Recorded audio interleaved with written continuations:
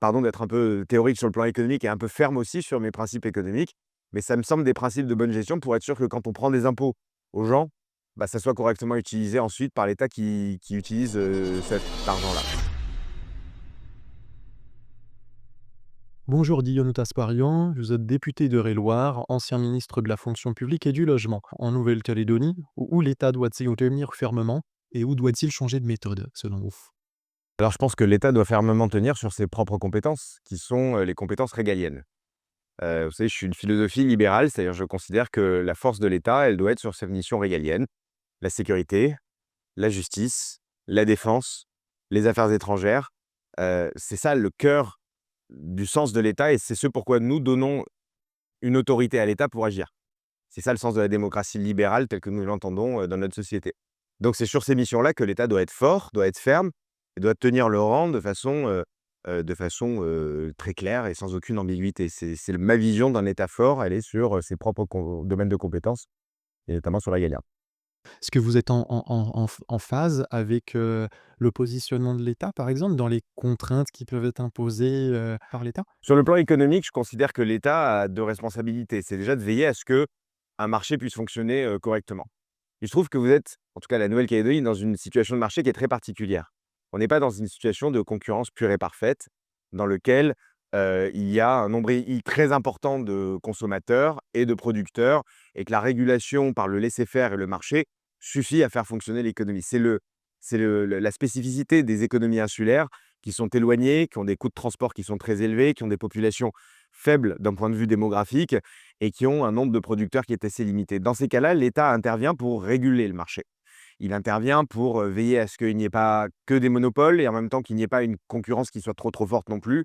Il intervient pour protéger le consommateur, il intervient pour soutenir des investissements qui sont faits parce qu'il y a des contraintes géographiques et démographiques spécifiques. Bref, il y a une intervention de l'État dans les outre-mer et notamment dans les économies insulaires qui est probablement supérieure à celle des économies classiques, notamment en métropole, du fait de leur spécificité territoriale et ça, je le conçois tout à fait et même en étant libéral, très assumé sur les questions économiques, je le conçois parce qu'on n'est pas dans une situation de concurrence pure et parfaite et dans un marché absolument classique.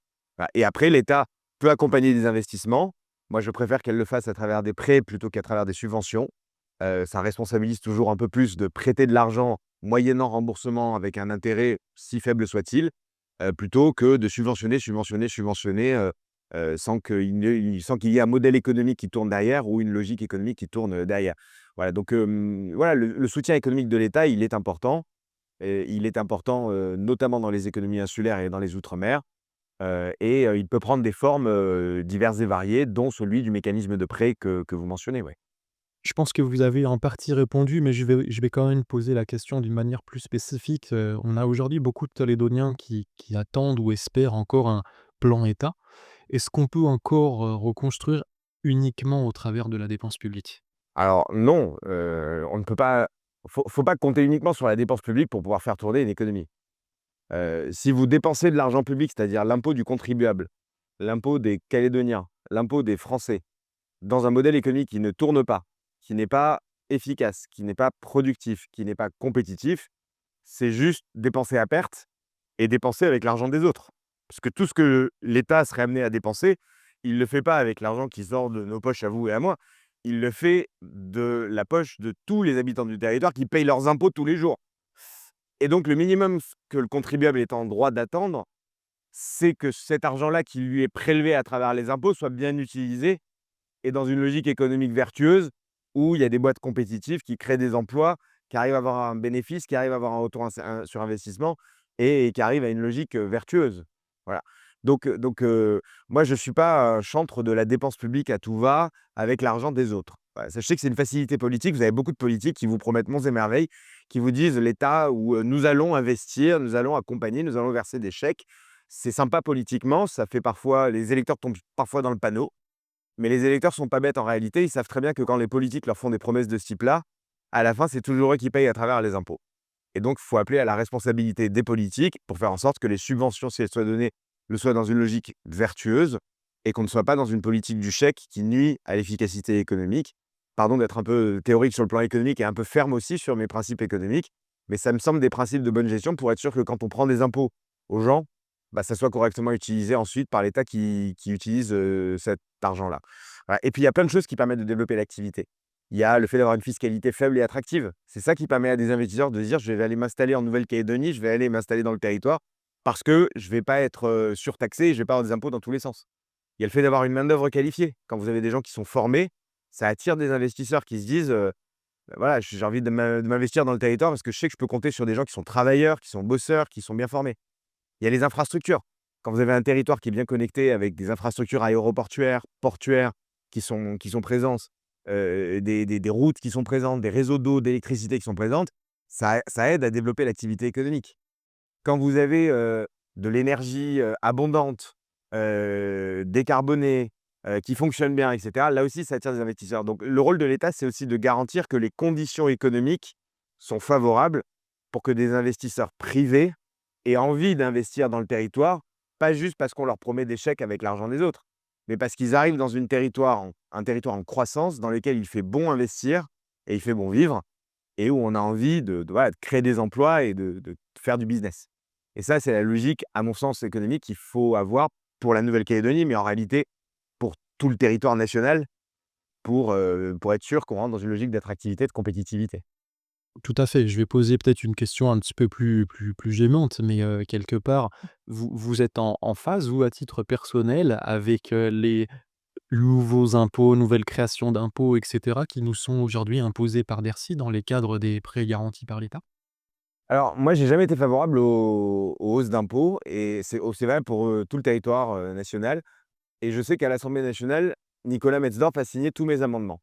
Tous mes amendements qui proposaient de baisser les impôts ou de ne pas les augmenter et tous mes amendements qui proposaient de baisser la dépense publique et d'éviter la politique des chèques. Nicolas est aussi sur une logique libérale et il est sur une bonne logique économique.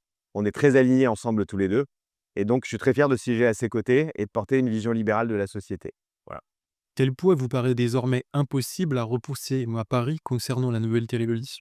Le dégel électoral, parce que c'est un scandale démocratique, parce qu'on a des personnes qui sont nées sur le territoire ici et qui n'ont pas le droit de vote pour des élections locales avec des institutions qui vont leur prélever des impôts sur leur vie.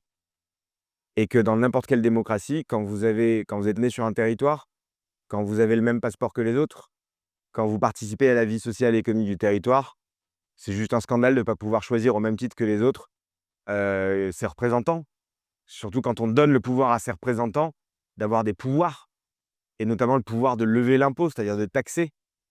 Et ça me paraît être un scandale démocratique absolu. C'est d'autant plus un scandale démocratique que les Calédoniens se sont prononcés à 3 reprises sur le sujet. 3 reprises. Qu'à chaque fois, ils ont dit la même chose. Ils ont dit: «On veut rester dans la République française.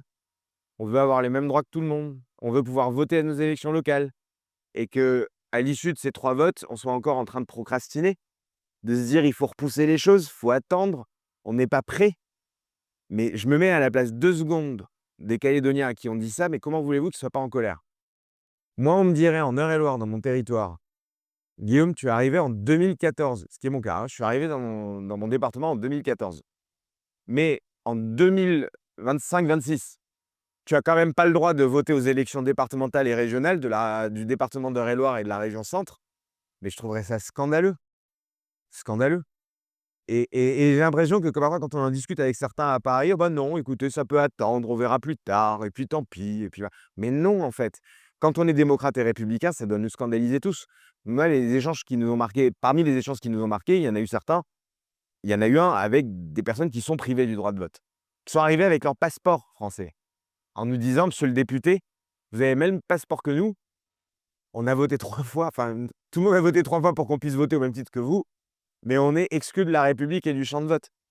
Alors moi, en tant que député démocrate et républicain, bah, je peux pas m'en satisfaire et donc j'ai beaucoup de mal avec ceux qui veulent dire ou faire croire qu'on pourrait attendre encore longtemps avant de mettre fin à ce scandale démocratique que sont les exclus de la République, les exclus de la démocratie, qui aujourd'hui ne peuvent pas voter alors que parfois ils sont nés ici et même souvent ils sont nés ici. Voilà, ils sont des gens qui sont arrivés, qui sont nés après 1998 ici ou qui sont arrivés après 1998 mais qui ont tout investi ici, qui adorent la Nouvelle-Calédonie, qui adorent ses spécificités, qui adorent sa culture, qui investissent toutes leurs économies, leur vie, qui achètent de l'immobilier, qui font travailler les gens, qui font tourner l'économie, qui font des enfants, qui enfin voilà, je trouve ça franchement, vous avez un potentiel incroyable. La Nouvelle-Calédonie, c'est un potentiel incroyable.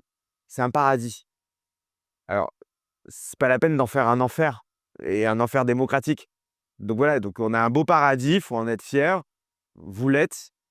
Maintenant, il faut que les responsables politiques, que ce soit ici ou à Paris, soient à la hauteur de ce que vous méritez, c'est-à-dire de vivre dans un magnifique territoire démocratique, libre, républicain, qui avance et qui crée des emplois et de la richesse pour tout le monde. Petit mot de la fin sur un plan plus humain et de manière très courte et très succinct, avant de prendre l'avion, qu'est-ce que vous auriez à dire aux Calédoniens? Croyez en vous, croyez en vous. Vous avez un potentiel incroyable, votre territoire a un potentiel incroyable, vous avez vous aussi, à titre individuel, chacun d'entre vous un potentiel de dingue. Croyez en vous et ça va bien se passer. Merci monsieur Gresson. Merci.